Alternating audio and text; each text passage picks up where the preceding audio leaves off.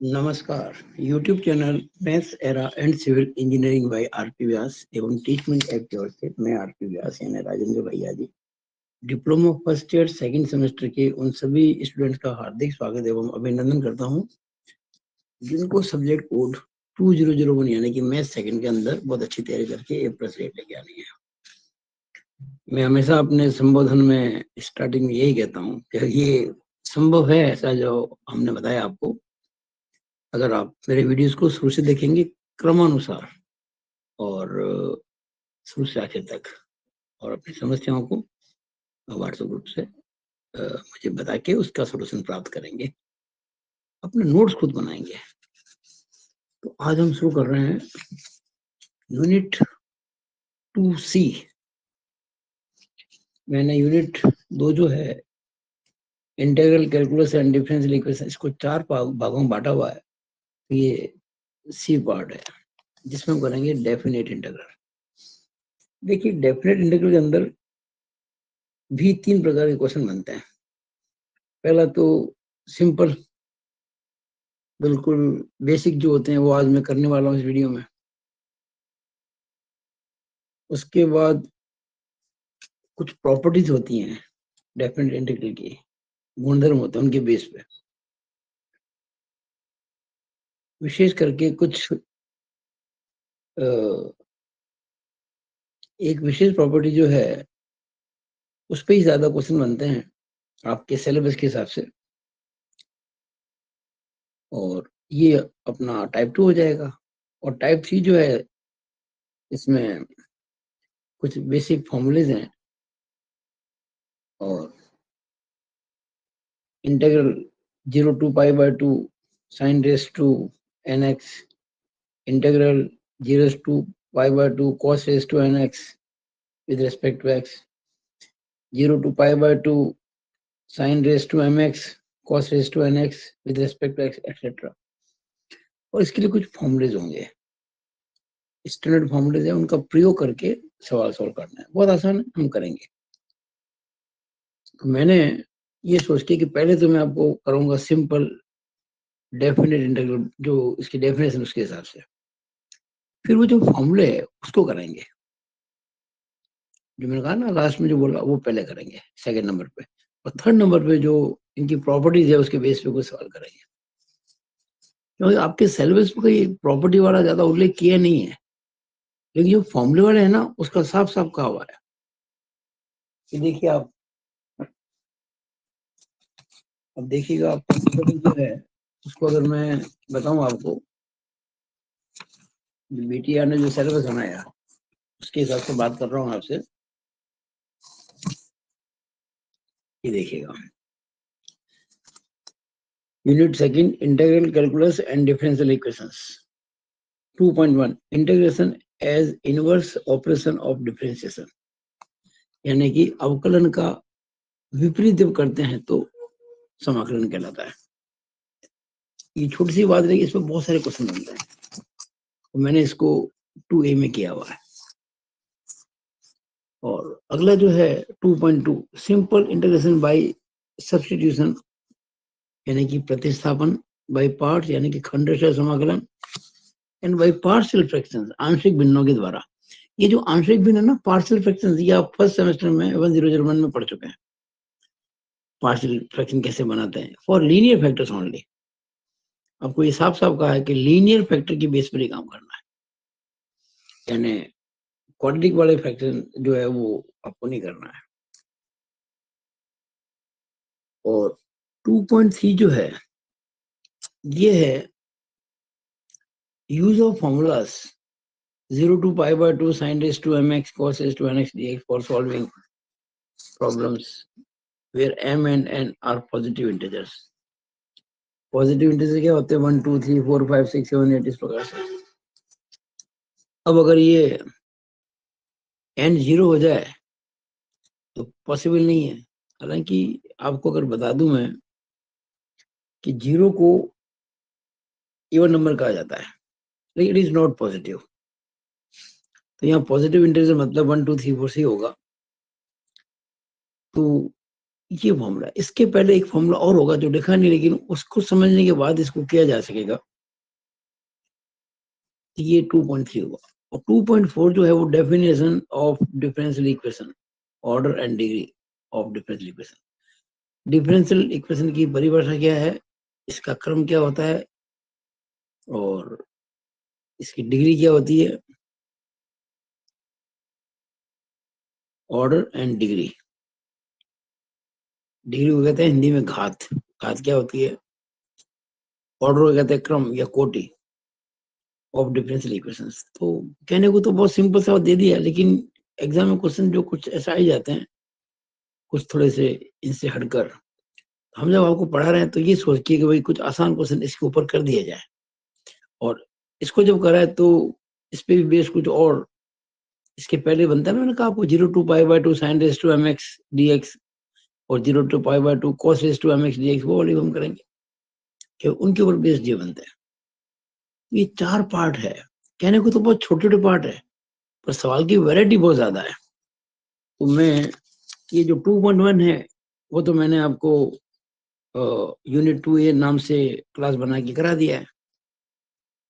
2.2 जो है वो मैंने यूनिट 2B बना के कराना प्रारंभ किया है। तो कुछ वीडियो बना दिए, कुछ और बनाऊंगा उसमें। वैसे अब तक आज की डेट जो है उसमें 7 वीडियो अपलोड हो चुके हैं, और बहुत जल्दी इसके अंदर 5-6 और होंगे।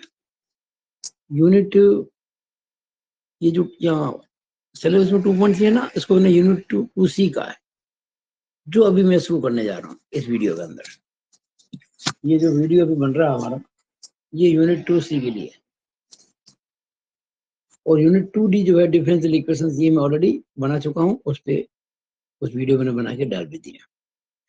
तो मैं अलग अलग यूनिट बनाकर उसके हिसाब से प्रॉब्लम सॉल्व करूंगा, और अच्छे अच्छे क्वेश्चंस मैं खुद कराऊंगा, कुछ आपको बना के दूंगा exercise with hints and answer. अगर आप हमारे हिसाब से चलाएंगे, मेरे निर्देश अनुसार, तो कभी कोई दिक्कत आएगी नहीं। कोई होती है दिक्कत तो व्हाट्सएप ग्रुप के अंदर बताएं। तो शुरू करते हैं कि मैंने बहुत अच्छा आपको थोड़ा सा दे दिया परिचय इस चैप्टर का। तो हम पढ़ने जा रहे हैं डेफिनेट इंटीग्रल पार्ट 1, जिसमें कहेंगे सिंपल जो है ना, निश्चित समाकलन के जो आसान सवाल होते हैं वो। तो पहले तो समझना पड़ेगा कि निश्चित समाकलन होता क्या है। इसको समझने के लिए छोटा सा एग्जांपल दे रहा हूं मैं आपको। जैसे मान लीजिए integral x cube with respect to x करना है, और लिमिट लगा दी मान लीजिए 2 से 4। इसे कहते हैं लोअर लिमिट, इसे कहते हैं अपर लिमिट।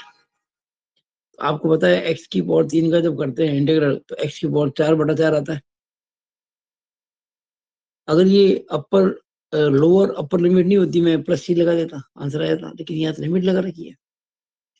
इसका मतलब आपको x की इन दो वैल्यूज के बीच में इसकी वैल्यू पता करनी है। तो हम क्या करेंगे, यहाँ एक ब्रैकेट लगा देंगे, और अब इसकी वैल्यू पता करेंगे इन लिमिट्स के बीच में। तो लोअर लिमिट क्या है, 2 है ना, अपर लिमिट क्या है, 4 है।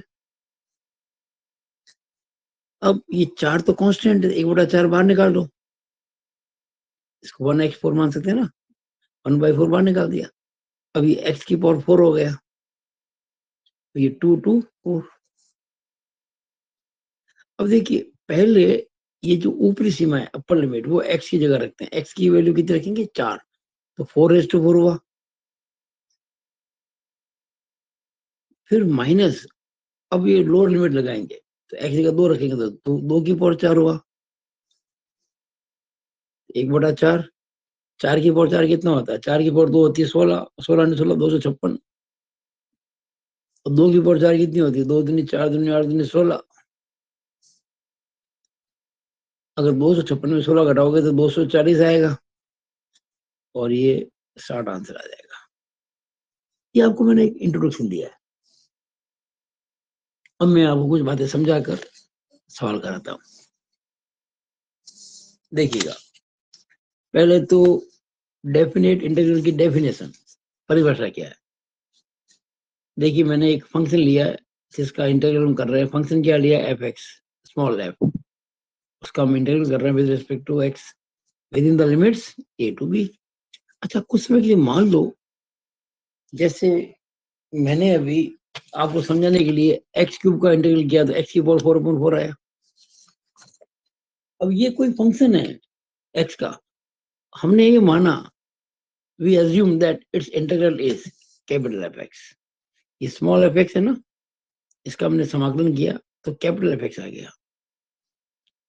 कुछ भी हो सकता है, हमने ऐसा मान लिया, ठीक है ना।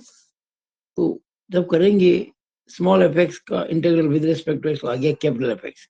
तो इसकी वैल्यू निकालेंगे within the limits A to B. A है लोअर लिमिट, बी है अपर लिमिट। तो पहले हम एक्स के स्थान पर अपर लिमिट लिखेंगे तो बी, तो एफ बी माइनस ये रखेंगे तो एफ ये आंसर आएगा। बस इसकी डेफिनेशन है। अब हम कुछ क्वेश्चंस कर रहे हैं। मैंने आपके लिए इस वीडियो में कुल मिलाकर 4 क्वेश्चंस लिए हैं और हर प्रकार के क्वेश्चन मैंने इसमें ले लिए। ये एक बार कर लेंगे ना, फिर मैं आपको आगे और क्वेश्चन कराऊंगा बाद में। मैं इस 2C को भी 3 भागों में बांट रहा हूँ, पार्ट 1, पार्ट 2, पार्ट 3। पार्ट 1 में ये आ जाएगा, पार्ट 2 में वो फॉर्मूले जो मैंने बताए थे sin raised to mx cos raised to nx वाले with in the integral limit 0 to π/2, वो बी में आएंगे। पार्ट 2 में आएंगे और पार्ट सी में आएंगे रूल्स जो होते हैं ना, प्रॉपर्टीज डेफिनेट इंटीग्रल की, उसके ऊपर बेस्ड है। और तीनों की अलग अलग पर्सनैलिटी आपको पहले समझाऊंगा, फिर बाद में अपनी ओर से क्वेश्चन दूंगा। पहले क्वेश्चन समझ लीजिएगा। ये पहला क्वेश्चन है, ये हमें पता करना है कि भाई e raise to tan inverse x upon 1 + x², इसका इंटीग्रल जब करेंगे लिमिट 0 to इन्फिनिटी, ये है ना सिंबल इन्फिनिटी का, अनंत, 0 लोअर लिमिट, अनंत अपर लिमिट, तो क्या आंसर आएगा इसका। तो अपन क्या करेंगे, लगाएंगे मेथड ऑफ सब्स्टिट्यूशन। ये जैसे अपन सिंपल अब तक करते आ रहे हैं ना, वही काम करना, नया कुछ भी नहीं है। बस नया ये है कि मैं बाद में लिमिट को यूज करना है। हमने क्या किया, देखा इसके अंदर कि ये tan इनवर्स x आ रहा है और tan इनवर्स x का डिफरेंशियल 1/1 + x² होता है, जो कि यहाँ मिल रहा है आपको। हमने tan इनवर्स x को t मान लिया और करा डिफरेंशियल, तो 1/1 + x² dx = dt, ऐसा हम लोग पहले करते आ रहे हैं। लेकिन जब आपने कुछ एज्यूम किया है, x के फंक्शन को t में एज्यूम किया है, तो फिर लिमिट बदल जाएगी। क्यों, ये जो लिमिट है ना 0 to इन्फिनिटी, ये लिमिट तो दरअसल x के हिसाब से है और हमने t मान लिया। तो x की वैल्यू 0 हो तो t क्या होगा, और x की इन्फिनिटी हो तो t क्या होगा, हमें निकालना पड़ेगा। तो पहले तो हमने इसको थोड़ा सिस्टमेटिक वे में लिख दिया। तो इसी क्वेश्चन को हमने ऐसे लिख दिया, वो इससे में limit 0 to infinity e raise to tan inverse x, और इसको लिख दिया 1/1 + x² रिस्पेक्ट टू x। अब देखिए ध्यान से, हमारे पास ओरिजिनल जो क्वेश्चन में लोअर लिमिट है 0, अपर है इन्फिनिटी, यानी x की वैल्यू 0 भी है, x की वैल्यू इन्फिनिटी भी है। तो यहाँ में देखिए लिमिट्स लगा के बॉक्स बनाया है, ध्यान से देखिएगा। ये x की वैल्यूज है और ये t की वैल्यूज है। अगर x 0 तो t कितना है, तो दो वैल्यू है ना, 0 और इन्फिनिटी। अगर x 0 तो t कितना होगा, x इन्फिनिटी तो t कितना होगा। तो पहले 0 रखते हैं, किसको, x को। देखिए साहब यहाँ पे tan इनवर्स x = t, अगर मैं x को 0 रखूं तो tan इनवर्स 0 हो जाएगा। आप जानते हैं कि tan 0 0 होता है, तो tan इनवर्स 0 का मतलब 0 ही होता है ना, तो t 0 आएगा। और अगर मैं रखता हूं इन्फिनिटी, तो tan इनवर्स इन्फिनिटी हो जाएगा। और आप जानते हैं कि tan π/2 यानी कि tan 90 इन्फिनिटी होता है, तो tan इनवर्स इन्फिनिटी को कह देंगे 90 डिग्री यानी कि π/2, ये हो जाएगा π/2। अब इसको यूं भी कह सकते हैं, जैसे ये tan इनवर्स x = t है ना, तो बाय डेफिनेशन इसको कह सकते हैं x बराबर आप कह सकते हो इसको tan t कह सकते हो, x बराबर tan t भी कह सकते हो, x बराबर tan t, ये ऐसे भी कह सकते हो। अब x को 0 लिख दो आप, तो tan t 0 हो जाएगा। और जब tan t 0 है तो t 0 ही होगा, क्योंकि tan 0 0 होता है। और जब x को लेंगे इन्फिनिटी, तो tan t बराबर इन्फिनिटी, और जब tan t इन्फिनिटी है तो t कितना हो जाएगा, π/2, क्योंकि tan 90 इन्फिनिटी होता है। ये जो लिमिट पहले 0 से इन्फिनिटी थी, वो टी की जब वैल्यू लेते हैं तो 0 से π/2 हो जाएगी। तो ये 0 से इन्फिनिटी को हमने 0 से π/2 कह दिया। अब ई रेस टू आपने tan इनवर्स x को t माना हुआ है और 1/1 + x² dx बराबर dt। अब तो बहुत आसान सवाल हो गया। अब तो आपको पता है कि ई रेस टू टी का हमें करना है इंटीग्रल करना है विद रेस्पेक्ट टू टी करना है। जैसे ई रेस टू एक्स का with respect to X integral E raise to X ही होता है, वैसे ई रेस टू टी का with respect to T E raise to T ही होगा। और लिमिट 0 से π/2। पहले क्या लगाएंगे? Upper limit. टी की जगह लिखेंगे π/2, तो ई की पावर π/2 माइनस लोअर लिमिट ई की पावर टी की जगह 0। ई की पावर π/2 तो ई की पावर π/2 लिखा जाएगा और ई की पावर 0 1 होता है, क्योंकि किसी की पावर जीरो के अलावा किसी की पावर 0 करो 1 ही आता है। x raise to 0, y raise to 0, e raise to 0, कुछ भी ले लो सिवाय 0 के। 0 रेस टू 0 1 नहीं होता है, बाकी किसी की पावर ले लो 0 1 ही होगा। तो e की पावर 0 1 होता है, तो ये हमारा आंसर आ गया। ये आपको मैंने पहला क्वेश्चन करवाया है बहुत धीमे धीमे समझा के। अभी मैं आपको अच्छे अच्छे क्वेश्चन करवा रहा हूँ और बाद में आपके लिए एक्सरसाइज तैयार करूंगा, लेकिन एक्सरसाइज तैयार करने से पहले भी कुछ क्वेश्चन और करवाऊंगा। दूसरा क्वेश्चन देखिए, अब जरा तेजी से कराऊंगा। यहाँ हमें डेफिनेट इंटीग्रल पता करना है किसका? x sin inverse x upon √1 - x²। दिख रहा है? x into sine inverse x upon √1 - x² with respect to x, और लिमिट क्या है? 0 to 1। तो आप जानते हैं कि साइन इनवर्स x का डिफरेंशियल होता है 1/√1 - x², जो कि यहाँ है। तो पहले इसको जरा सिस्टमेटिक रूप में लिख देते हैं। देखिए x साइन इनवर्स x लिख दिया पहले हमने, और ये लिख दिया 1/√1 - x² with respect to x। अब साइन इनवर्स x को हमने टी मान ली। देखिए आप, हमने साइन इनवर्स x को टी माना हुआ है। करो डिफरेंशिएशन। साइन इनवर्स x का होता है 1/√1 - x²। x है तो dx, तो t है तो dt। और एक आपको क्या करना चाहिए कि ये जैसे साइन इनवर्स x बराबर t है ना, तो इसको बाय डेफिनेशन कह सकते हो x बराबर साइन t। देखिए x बराबर साइन t। अब लिमिट चेंज करेंगे। x की वैल्यू हमारी है 0 to 1, तो t की वैल्यू क्या होगी? यानी x 0 है, x 0 है तो t कितना होगा, और x 1 है तो t कितना होगा। अगर मैं x को 0 रख दूं यहाँ पे, तो साइन t बराबर 0 हो जाएगा, और साइन t 0 है तो t 0 ही होगा, साइन 0 0 होता है। और अगर x को 1 लिख दूं, ये देखिएगा अपर लिमिट 1 है, x को 1 लिख दूं तो ये साइन t बराबर 1 होगा, और साइन t 1 है, यानी t कितना हो जाएगा? 90 डिग्री, यानी कि π/2। लिमिट हो गई जहां पहले 0 to 1 थी, अब 0 to π/2 हो गई। सेम हो गई, पहले वो 0 to इन्फिनिटी थी, 0 से π/2 हुई थी, इस बार 0 से 1 है तो 0 से π/2 हो गए। अब देखिएगा, हमने चूंकि कुछ सब्स्टिट्यूट किया ना, प्रतिस्थापित किया है, तो लिमिट बदलेगी। तो 0 से 1 थी ना, अब वो 0 से π/2 हो गई। मैंने समझा दिया आपको। अच्छा x क्या है? ये रहा, देखिए x है sine t। Sine inverse x क्या है? t। और ये क्या है? 1/√1 - x² dx dt। अब तो क्वेश्चन आसान हो गया। अरे भाई ये तो इंटीग्रेशन बाई पार्ट्स है, जो यूनिट 2b है, उसके वीडियो नंबर 11-12 में आप इसको देखेंगे। यूनिट 2b के वीडियो नंबर 11 और 12 में इसको देखेंगे आप। अब देखिए आप, 0 से π/2 हमने साइन t इंटू टी को t साइन t कह दिया, क्योंकि अगर मैं आई लेट का रूल लगाऊं, ILATE, ये कोई एग्जैक्टली अगर मैं बात कहूं तो ये कोई नियम नहीं है, ये केवल थोड़ी सी सिंप्लीफाई करने के लिए है चीजें। ये काम को आसान बनाता है, ये कोई आप इसको बेसिकली इसको रूल नहीं कह सकते, ये कोई सिद्धांत नहीं, नियम नहीं है, लेकिन हाँ हेल्पफुल है। आगे मतलब होता है इनवर्स फंक्शन, केस में इनवर्स फंक्शन है क्या, नहीं है, तो ये नहीं है। एल क्या होता है, लॉगरिथमिक फंक्शन, केस में लॉग ही आ रहा है या नहीं आ रहा है। ए है एल्जेब्रिक, एल्जेब्रिक आ रहा है, टी टी एल्जेब्रिक है, तो ये आ रहा है, रोक दो यहाँ पे। यानी कि एल्जेब्रिक फंक्शन को कहेंगे फर्स्ट और बाकी जो बच गया वो सेकंड।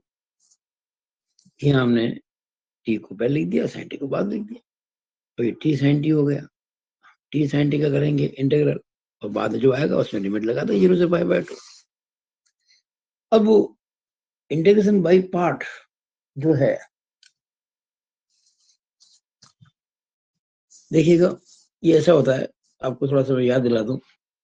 जैसे दो फंक्शन है u और v, इनका गुणा हो रहा है u इंटू यू और v, दोनों ही x के फंक्शन है। हमें u इंटू v का करना integral with respect to x। u है फर्स्ट फंक्शन, v है सेकंड फंक्शन। रूल क्या कहता है, integral of u into v with respect to x, तो first function into integral of the second function with respect to x. First function into integral of the second function minus integral of, ये थोड़ा बड़ा लगाना क्योंकि इसमें बड़ा integral करना पड़ेगा, minus integral of differential of first with respect to x into integral of second with respect to x, यही वाला सेम। अब इस u का तो करोगे आप डिफरेंशियल और v का करोगे इंटीग्रल, तो कोई फंक्शन आएगा ना, जो फंक्शन आएगा उसको फिर हम विद रेस्पेक्ट टू x जो करेंगे इंटीग्रल। यहाँ देखिए dx दो बार दिखेगा, एक तो यहाँ दिख रहा है, एक यहाँ दिख रहा है। ये dx है ना, इसके इंटीग्रल के लिए, और ये dx जो ये सारा कुछ आएगा इसके इंटीग्रल के लिए। ये गलत है फॉर्मूला, इंटीग्रेशन बाय पार्ट्स। फिर याद दिला दूं, u इंटू वी का इंटीग्रल बराबर u इंटू वी का integral minus integral of u का डिफरेंशियल इंटू v का इंटीग्रल, और उसका विद रिस्पेक्ट टू x करना। ऐसे बोलते हैं इसको, first function into integral of the second function minus integral of differential of the first into integral of the second with respect to x। ये formula यहाँ लगाएंगे, बड़ा आसान है। क्या था ये था हमारा t इंटू साइन टी। तो t यानी first function into integral of second यानी कि साइन टी का integral with respect to t minus integral of differential of first function यानी t into integral of second function यानी sine T with respect to t। और ये dt लगाया इसके लिए, और ये जो पूरा ये देखा मैंने बड़े कोष्ठक में स्क्वायर ब्रैकेट में पे dt लगाया, और लिमिट हमें लगानी पड़ेगी 0 से π/2। तो ये जो भी वैल्यू हमारी आएगी, यानी ये जो हमने फॉर्मूला लगाया ना, इसमें जो भी वैल्यू आएगी उसको अपन 0 से π/2 बीच में, ये इसके इन दो लिमिट्स के बीच में निकालेंगे। पहले आप जानते हैं कि t और साइन t का with respect to t integral होता है minus cos t minus integral t का t के सापेक्ष 1, और साइन t का integral minus cos t with respect to t। ये सब कुछ लिखेंगे बड़े कोष्ठक में, और लिमिट 0 से π/2। अब ये हो गया माइनस टी कॉस टी, ये माइनस बार आके इस माइनस से गुणा हो जाएगा, तो plus integral cos t with respect to t, limit 0 से π/2। अब ये minus t cos t plus cos t का इंटीग्रल साइन, कॉस टी का integral with respect to t sine t होता है 0 से π/2। अब हम क्या करेंगे कि पहले लगाएंगे अपर लिमिट, फिर लगाएंगे लोअर लिमिट। तो पहले इसके अंदर जहां भी टी आता है वहां लिख देंगे π/2। देखिए माइनस टी की जगह π/2, कॉस टी की जगह π/2 प्लस साइन टी की जगह π/2 लिख दिया, ब्रैकेट बंद, माइनस फिर ब्रैकेट शुरू। अब जहां टी आ गया वहां 0 लिख देंगे, तो minus 0 into cos 0 plus sign 0, ये माइनस π/2। और आप जानते हैं कॉस π/2 मतलब होता है कॉस 90 0 होता है, प्लस साइन 91 होता है, ब्रैकेट में माइनस। जीरो, कॉस जीरो 1 होता है, 0 इंटू 1 प्लस साइन जीरो 0 होता है। अब जीरो से गुणा करो किसी को जीरो ही आएगा ना, तो 0 प्लस 1 और माइनस 0 इंटू 1 0 प्लस 0, ये 0 प्लस 1 आएगा 1 और 0 प्लस 0 0 ही होता है, 1 माइनस 0 1 होता है, so it is the answer. ये सवाल नंबर हो गया हमारा दूसरा। अब करते हैं तीसरा। देखिए ये जो मैं क्वेश्चन अभी कर रहा हूं, जब मैं बाद में जब हम ये जो यूनिट 2C का सेकंड पार्ट करेंगे ना, तब ये सवाल चुटकियों वाला है, चुटकियों वाला, एक झटके में आंसर आ जाएगा इसका, एक झटके में। ये बता दूं मैं आपको, जैसे बता दो भी, अगर मैं फॉर्मूला लगाऊं जो मैंने आपको बताया नहीं है, तो इसका आंसर ये आएगा, ये 3 है ना, 3 होता है आपके ऑड, एक कम करेंगे, 3 से कम करो 2, अब 2 से कम तो 0 होगा, वो देना नहीं है। अब इसमें 2 में 1 जोड़ दो, 3, 2/3 इंटू बनाता है, इसका आंसर 2/3 आएगा। कितना आएगा? ये ओरल आंसर हो गया 2/3। और ये देखिएगा इसका आंसर हमारा, और भी यहाँ पे ये देखो 2/3 आ रहा है, आ रहा ही नहीं आ रहा, कितना लंबा किया तब आया। हम जब यूनिट 2C में पार्ट 2 करेंगे ना, तब ये एक फॉर्मूला, मैंने कहा था आपको कुछ फॉर्मूले लगाएंगे हम, इस फॉर्मूले से करने से तो ये बिल्कुल, ये क्वेश्चन बनता है objective multiple choice question, MCQ। फिलहाल मैं इसको कर रहा हूँ बेसिक मेथड से, इंटीग्रल 0 से π/2 cos क्यूब x। देखिए cos क्यूब x का इंटीग्रल कैसे करें? cos x का तो हमें पता है sin x होता है इंटीग्रल। अब आपके पास एक फॉर्मूला है ट्रिग्नोमेट्री का, cos 3a = 4 cos cube a - 3 cos a होता है। cos 3a = 4 cos cube a - 3 cos a। इससे मैं क्या करूंगा कि cos क्यूब a निकालूंगा। ये जो 4 cos क्यूब a की वैल्यू कितनी आ जाएगी, ये -3 cos a लेके आ जाओ, तो cos 3a + 3 cos a हो गया। cos क्यूब a कितना हो जाएगा, 4 का भाग लगा देंगे, cos 3a + 3 cos a अपन को, ये cos क्यूब a की वैल्यू आ गई। ये फॉर्मूला है, हमारे सवाल में a नहीं x है। हमारा जो फॉर्मूले आपको बताया गया था ट्रिग्नोमेट्री मेरे द्वारा 1001 के अंदर, वो a था, तो यहाँ आपके x है, ठीक है, एक ही जगह x लिख देते हैं, तो cos 3x + 3 cos x अपन 4, याद है। अब हमने cos क्यूब x का ये लिख दिया, ये वाला स्टार लगा मैंने यहाँ पे, मतलब इसकी वैल्यू यहाँ से ले रहा हूँ मैं सीधी, ये cos 3x + 3 cos x अपन 4, और 4 तो कांस्टेंट है, बाहर निकाल दिया 1/4, बाकी क्या बचा, cos 3x + 3 cos x का integral with respect to x 1/4। अब आप जानते हैं कि cos 3x का इंटीग्रल होता है sin 3x, लेकिन क्योंकि 3x में x गुणा 3 से हो रहा है, 3 से भाग लगाना पड़ेगा, ये तो हम इंटीग्रल की शुरुआत में देख चुके हैं ना। +3, और cos x का इंटीग्रल होता है sin x, लिमिट 0 से y/2।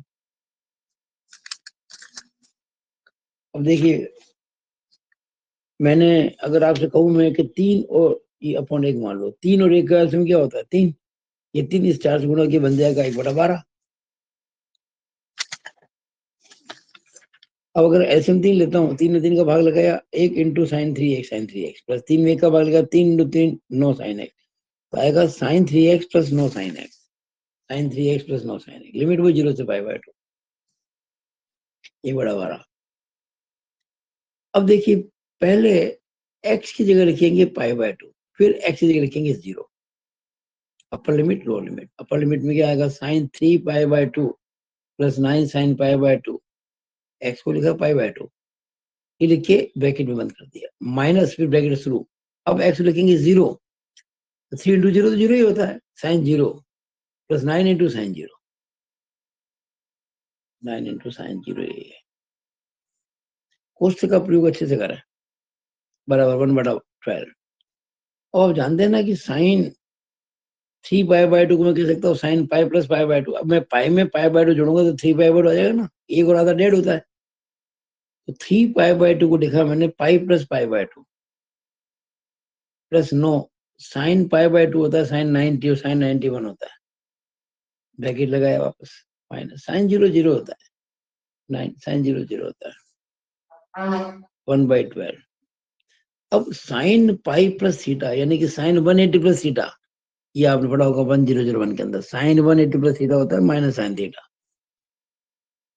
Sine pi plus theta यानी कि साइन 180 प्लस थीटा यानी कि माइनस साइन थीटा।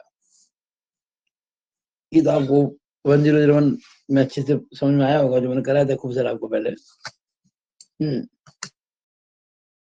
अब देखिएगा ये हो गया माइनस साइन थीटा, लिख दिया माइनस, ये तो क्या थीटा नहीं है, पाई बाय 2 है, जो फॉर्मूला था ना, तो आ जाएगा minus sine pi by 2, 9 Ekam 9, minus 0, 9 into 0 0 होता है, 1/12। अब साइन 91 होता है तो 12 माइनस है तो -1 प्लस 9 माइनस 0 प्लस 0 0 ही होता है, इजिकल 1/12। ये 9 में से घटाओ 8 आएगा, हो गया 8/12, 4 दूनी 8, 4 3 12, 2/3 आंसर आ गया। सिंपल है। अब एक थोड़ा सा मुश्किल सवाल कर लेते हैं। ये क्या है कि आपके पार्शियल फ्रैक्शन वाली जो चीज है, जो हमारी यूनिट 2B में थी, उसका थोड़ा सा रिवीजन हो जाएगा। अब क्या है कि ये क्वेश्चन जो है, हमने पहले तो इसको, जो भी हमें इंटीग्रल करना है, dx upon x into x is to 4+1, यानी कह सकते हैं 1 अपॉन x इंटू एक्स की power 4+1 with respect to x, और लिमिट लगा रखी है 1 to 2, अपर लिमिट 2 है, लोअर लिमिट 1 है। ये बहुत अच्छा क्वेश्चन है, और इस प्रकार के क्वेश्चन आप पहले कर चुके हो इन पार्ट्स, सॉरी, इन वो कह सकते हैं आंशिक भिन्न वाले मेथड के अंदर। हालांकि आपके सिलेबस के अंदर केवल लीनियर फैक्टर्स हैं, पर इस सवाल के अंदर क्वाड्रेटिक आएगा, तो ये आप समझने के लिए समझ लें, इस सवाल के एग्जाम आने की चांसेस नहीं है, क्योंकि इसमें जो पार्ट्स फ्रैक्शन होंगे ना, उसमें लीनियर नहीं है, उसमें क्वाड्रेटिक बन रहा है, और आपके लिखा हुआ सिलेबस साफ साफ कि parts fraction linear factors only. Anyways, देखते हैं। अब आपको पता है कि ये x की पावर 4 जो होता है वो x स्क्वायर का स्क्वायर होता है, तो ये x स्क्वायर बन जाए तो कितना अच्छी बात हो जाए। ये x स्क्वायर कब बनेगा, जब मैं इसको x से गुणा करूंगा। अगर x को मल्टीप्लाई करता हूँ नीचे तो ऊपर भी करना पड़ेगा, वरना मामला कैसे बनेगा। क्वेश्चन को हम थोड़ी चेंज कर सकते हैं। हम किसी भी फ्रैक्शन के न्यूमरेटर डिनोमिनेटर को बराबर संख्या से गुणा करेंगे तभी तो सवाल वही रहेगा। हमने क्या किया, x से ऊपर गुणा कर दिया, x से नीचे गुणा कर दिया, बाकी तो वही लिखा मैंने, limit 1 to 2 integral x dx बटा x स्क्वायर इंटू एक्स की पावर 4+1। जैसे गुणा करेंगे x को x से, x स्क्वायर हो गया। अब ये x की पावर 4 है ना, इसको मैंने x स्क्वायर का स्क्वायर लिख दिया, और x स्क्वायर को t मान लिया। जब x स्क्वायर को t मानते तो 2x dx बराबर dt, तो x dx क्या हो जाएगा, dt/2, यानी कि हाफ dt। अब देखिएगा एक और बात, आप जब t मानते हो तो लिमिट बदल जाएगी। x की वैल्यू क्या क्या आ रही है, 1 और 2 है ना, ये लोअर लिमिट 1, अपर लिमिट 2। तो x की वैल्यू 1 है तो t कितना होगा, x की वैल्यू 2 है तो t कितना होगा, अगर x 1 है तो t कितना होगा। ये देखिए, ये आपको सामने पड़ा है। अगर x को 1 रखते हैं तो 1 का स्क्वायर क्या होता है, 1 ही होता है ना, तो t 1 हो जाएगा। और अगर x को 2 लिखूं तो ये 2 का स्क्वायर 4 हो जाएगा बराबर t, तो t बराबर 4 हो जाएगा। यानी जब लिमिट x की 1 से 2 है तो t की 1 से 4 है, तो जहां ये 1 to 2 था वहां हमने 1 to 4 कर दिया। वो लिमिट x के हिसाब से थी, ये लिमिट t के हिसाब से।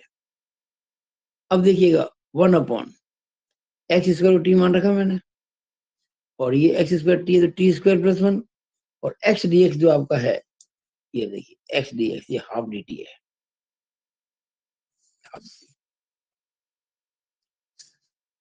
अब आप देखिएगा कि ये आधा तो कांस्टेंट के बाहर निकल जाएगा। अब नीचे आप देखेंगे तो t का गुणा हो रहा है t स्क्वायर प्लस 1 से, यहाँ t और t स्क्वायर प्लस 1 का आपस में मल्टीप्लिकेशन हो रहा है, तो इसको दो भागों में बांटना पड़ेगा, जिसे कहते हैं पार्शियल फ्रैक्शन। हालांकि सिलेबस को देखें तो ये क्वेश्चन आपके नहीं आ सकता है, क्योंकि ये फैक्टर लीनियर है, लेकिन ये फैक्टर्स क्वाड्रेटिक है, टी की पावर 2 आ रही ना इसलिए। लेकिन जो भी हो इस सवाल कर लेते हैं अपन, क्योंकि फर्स्ट ईयर के फर्स्ट सेम में आपने पढ़ा था चैप्टर पार्शियल फ्रैक्शंस, तो मैंने रफली ये काम कर लिया आपको समझने के लिए। जरा ध्यान दीजिएगा इसके ऊपर। मैं कैमरा और पास लेके आता हूँ। देखिए 1/t into T square plus 1, 1/t into T square plus, कैसे एज्यूम करते हैं, याद आया आपको 1001 के अंदर पार्शियल फ्रैक्शंस, ये तो है लीनियर, ये है क्वाड्रेटिक, तो लीनियर के ऊपर कांस्टेंट ए लगा देते हैं, प्लस क्वाड्रेटिक जो है ना टी स्क्वायर प्लस 1, इसके ऊपर कांस्टेंट क्या आएगा, बी टी प्लस सी, कांस्टेंट नहीं आएगा। नीचे जब क्वाड्रेटिक हो तो ऊपर लीनियर फंक्शन बनता है, और जब नीचे लीनियर हो तो ऊपर कांस्टेंट बनता है केवल। यहाँ कांस्टेंट ए लगा दिया, या चूंकि टी स्क्वायर आ गया ना क्वाड्रेटिक, तो वहाँ कांस्टेंट नहीं लीनियर आएगा, बी टी प्लस सी।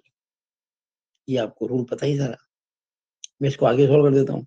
तो टी और टी स्क्वायर प्लस 1 कैसे आएगा, T into T square plus 1, और T into T square plus 1 को जो डिवाइड करेंगे टी से आएगा T square plus 1 into A हो जाएगा, तो A into T square plus 1 plus T into T square plus 1 को टी स्क्वायर प्लस 1 से डिवाइड करेंगे तो टी स्क्वायर प्लस 1 कट जाएगा, आएगा टी, टी को गुणा करेंगे बी टी प्लस सी से, तो T into B T plus C, यानी ये इसके बराबर। अब देखो यहाँ नीचे ये आ रहा है, वहां नीचे ये कैंसिल हो गया, कट जाएगा, क्या रहा 1 is equal to A into T square plus 1 plus T into B T plus C, इसको 1 इक्वेशन कह दिया।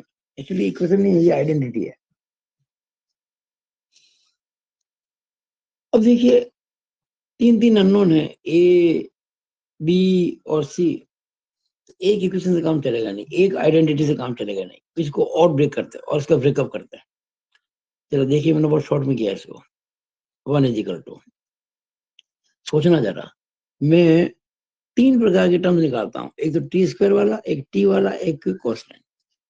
अगर मैं ये ब्रैकेट खोलूंगा तो ए इंटू टी स्क्वायर आएगा कि नहीं आएगा, बिल्कुल आएगा, ए टी स्क्वायर आएगा यहाँ से, और वहां से देखो B T into T B T square भी आएगा, यहाँ से ए टी स्क्वायर, वहां से B T square, T square common आ जाएगा, क्या रहेगा ब्रैकेट में, A plus B, T square into A plus B.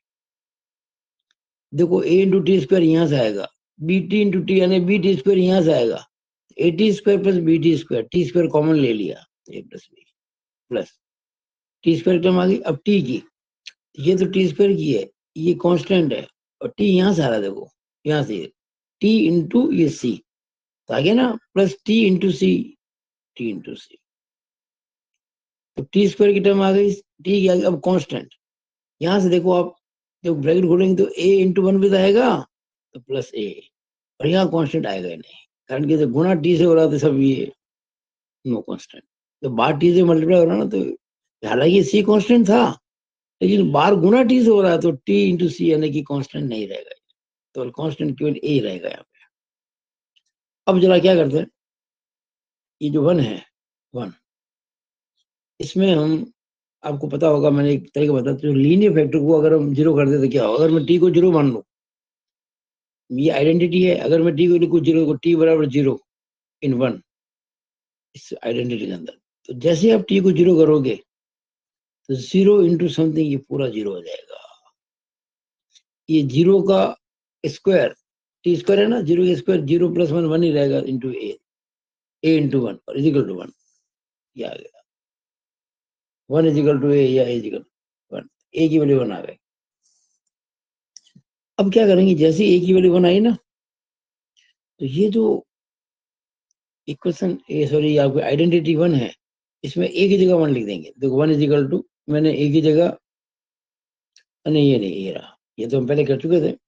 इसमें मैंने क्या किया, इस 2 के अंदर, 2 में ए की वैल्यू 1 रख दिया, 1 is equal to T square into 1 plus B plus T into C plus A, और ए की जगह 1 लिख दिया क्योंकि 1 आ चुका है, इसको 3 कह दिया, इसको 3 कह दिया। अब कंपेयर करेंगे, देखिए राइट हैंड साइड में 3 प्रकार की टर्म्स है, टी स्क्वायर की है, टी की है, कांस्टेंट है, और लेफ्ट में केवल कांस्टेंट ही है, यानी टी स्क्वायर टी की टर्म ही नहीं है, यानी हम कह सकते हैं कि T square into 0 plus T into 0, क्योंकि टी स्क्वायर टी की टर्म है ही नहीं। तो इसको थोड़ा सा ऐसे करते हैं, हमने क्या लिख दिया, ये लिखा पहले t square into 1 plus B, T square into 1 plus B, plus t c plus one is equal to, अब देखिएगा चूंकि इसमें वन ही आ रहा है केवल, टी स्क्वायर टी तो नहीं आ रहा, तो मैंने zero T square plus zero T plus one लिख दिया, zero T square plus zero T plus one. अब हम कंपेयर करेंगे, कंपेयरिंग द कोएफिशिएंट्स।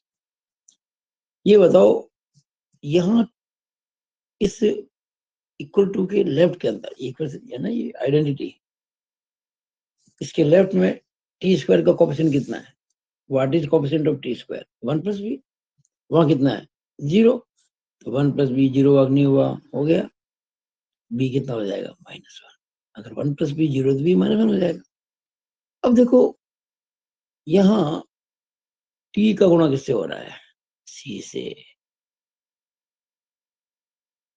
और यहाँ टी का गुणा किससे हो रहा है, जीरो से, तो सी बराबर जीरो हो गया, और वो वन बराबर वन तो देखिए आपको सामने, तो बी आ गया माइनस वन, सी आ गया जीरो, और उसके बाद हम ए निकाल चुके थे वन, अभी थोड़ी देर पहले मैं निकाल चुका था वन, यहाँ पे ए वन निकाल चुका था, ए वन आ गया, बी माइनस वन आ गया, सी जीरो आ गया।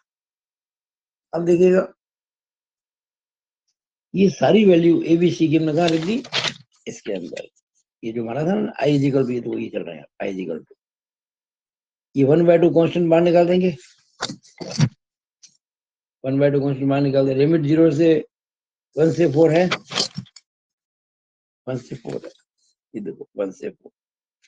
अब one upon T into T square plus one को क्या लिखा मैंने, मैं लिखा था इसको A upon T plus B T plus C upon T square plus one. अब ए बी सी की वैल्यू रख देंगे, ए बी सी की वैल्यू रख देंगे, A upon T, A upon T यानी one upon T plus B T plus C, B जगह minus one into T plus C zero upon T square plus one, that is I is equal to one by two integral one by four one upon T, और ये T into minus one होता है minus T, plus zero जुड़ेगी तो minus T रहेगा, minus T upon T square plus one with respect to t. अब तो simple question हो गया, that is I is equal to half, one two four one upon t. अब क्या करेंगे, इसका इंटीग्रल अलग करेंगे, इसका अलग करेंगे।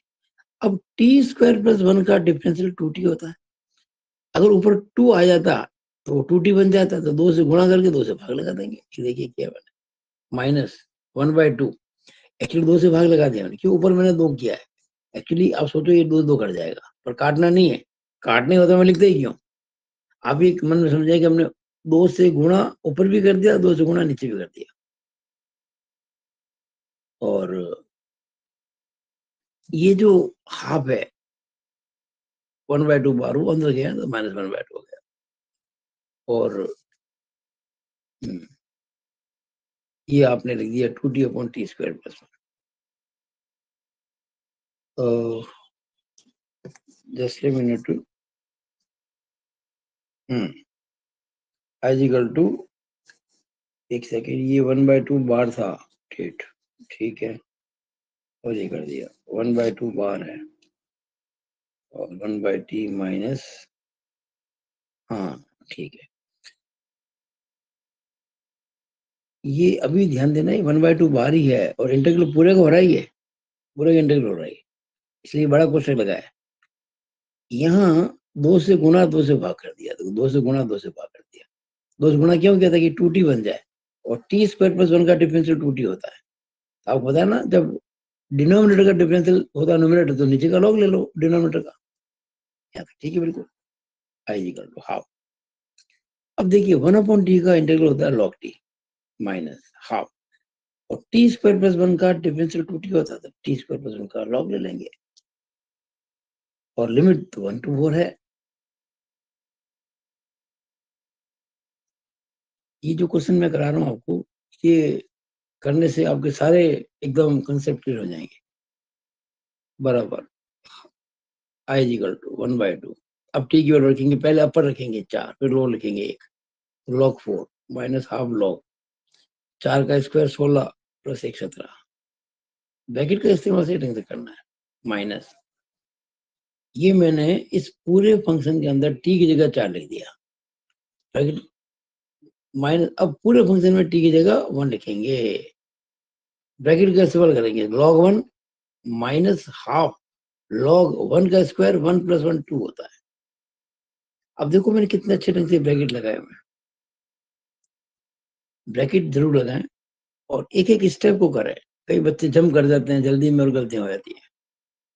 That is I equal to half. अब 4 को मैं 2 स्क्वायर कह सकता हूँ, 2 स्क्वायर 4 ही होता है, माइनस आधा log 17, ब्रैकेट खोल दिया, माइनस log 1 जानते हैं 0 होता है, minus minus plus 1/2 log 2, that is I equal to half. आपको पता है ना लॉग के रूल के अंदर अगर कोई पावर होती है तो आगे आ जाती है, तो log 2 स्क्वायर को लिख दिया 2 log 2 माइनस हाफ log 17, ये तो 0 है, plus half log 2 is equal to 1/2, तो बाहर है ही है, कहीं कोई समस्या नहीं है। अब देखो ये भी log 2 की टर्म है और वो भी log 2 की टर्म है। यहाँ log 2 का गुणा आधे से हो रहा है 1/2 से, वहां 2 से हो रहा है। और आप जानते हैं ना 2 में आधा जोड़ो तो 2.5 होता है। अरे भाई log 2 कॉमन ले लिया मान लो, तो 2 + हाफ, और 2 + हाफ का मतलब 2 से 1/2, यानी कि 5/2, तो 5/2 log 2 हो गया, ये 5/2 log 2 हो गया, और minus half log 17 is equal to half. अब देखो ध्यान से जरा इस चीज को, ये हाफ तो हमारा पहले से बाहर चल ही रहा था। अब क्या है, ये जो 5/2 है ना, इसको मैंने मन में समझ लिया 1/2 × 5, और जो 5 है वो मैं, जैसे आप याद कीजिए, यहाँ मैंने 4 को लिखा था 2 स्क्वायर और 2 आगे ले गया था, या देखिए 2 आगे आ गया ना, या अगर 2 आगे तो इसको स्क्वायर बना सकते हैं, वही चीज यहाँ कर रहे हैं अपन। ये था आपके, यहाँ देखिएगा 1/2 कहाँ गया, ये रहा, हाँ 5/2, ये वाला 5/2, तो 5/2 ये लिख दिया मैंने 1/2, और ये 5 ऊपर ले गया, तो 2 की पावर 5 हो गया। एक्चुअली मैंने लिखा है 5, देखिए मैंने लिखा है, मैंने 5/2 को लिखा है 5 × 1/2, ऐसे लिखा है, तो ये 1/2 तो मैंने लिख दिया एज इट इज, और ये जो 5 था ना इंटू में, वो जो है यहाँ 2 की पावर, ये देखो 2 की पावर 5 बन गया, minus half log 17 as it is, क्योंकि मैंने ये 2 में आधा जोड़ा तो 2.5 हो गया था ना, ये तो 2.5 हो गया था, और वो हाफ log 17 ही है, इज इक्वल टू। अब आप देखेंगे तो देखो ये ब्रैकेट के अंदर ये 1/2 कॉमन आ गया, पहले से बार 1/2 है, ये 1/2 पहले से ही है, और वो 1/2 कॉमन आ गया तो 1/2 गुणा हो गया। अब क्या बचा, log 2 की पावर 5 कितनी होती है, 32, 32 माइनस log 17, ये 17 है भैया, it is 17, that is I is equal to 1/2 × 1/2 1/4 हो गया, और log 32 माइनस log 17, और log a minus log b क्या होता है, log a अपॉन b, तो log 32/17 इंटू 1/4, 1/4 log 32/17, 1/4 log 32/17। ये मैंने आपको थोड़ा सा इंट्रोडक्शन कराया, परिचय कराया, हालांकि इन सवाल के आने की चांसेस एग्जाम में कम है आपके, लेकिन ये करने से आप आगे करने में सक्षम हो जाएंगे, इसलिए मैंने आपको सवाल करा। अभी मैं ये जो आपका चल रहा है पार्ट 1 2C का, मैंने कहा था 2C का पार्ट 1 है, अभी इस पे मैं कुछ सवाल और करूंगा बाद में, लेकिन पहले मैं पार्ट 2 करूंगा पहले, जिसमें हम कुछ फॉर्मूले यूज करेंगे। तो मुझे आशा है कि आप लोगों ने इस वीडियो को एंजॉय किया होगा, मेरे साथ साथ अच्छे से समझा होगा हर चीज को, जो जो मैंने समझाया हर पॉइंट को समझा होगा। अपने नोट्स भी आप डेफिनेटली बना रहे होंगे, और खुद अपने हाथ से काम करेंगे तभी अच्छा होगा। कोई दिक्कत आती है मुझसे पूछे WhatsApp, is all over about this video. Thank you.